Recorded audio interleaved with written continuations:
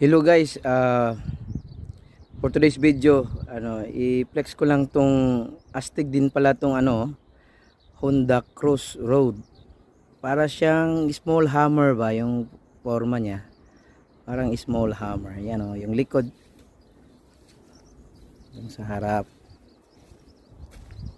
Sa gilid Astig din pala yung forma. Ito sa harap niya. Para siyang din, pag maano mo, para siyang yung Everest o tawag nito, Land Rover. Land Rover yung forma. Yun pala isang lang, Honda Crossroad. Tingnan natin anong model pala nito. Meron pa ba silang nagawang mga ganito din sa loob guys.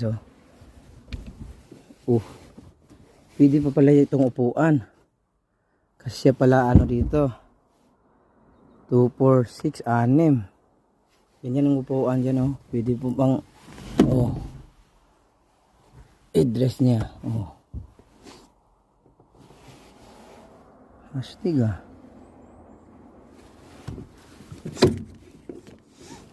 model nito, nagawa to siya mga 2007. Luma na ewan ko lang kung mayroong bago nito, yung itong Honda Crossroad, kung mayroong bagong gawa.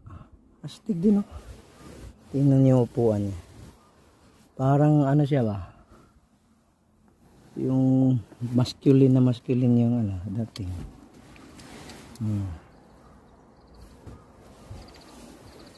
Astig 2007. Ewan ko lang kung sa ngayon hindi ko pa na check yung bagong modelo ng itong Honda Crossroad. Di ba astig guys? Astig yung tire niya malaki. Size ng tire niya is 215 65 16. Diba? Astig parang Land Rover pero maliit siya. Maliit lang. Yan lang siya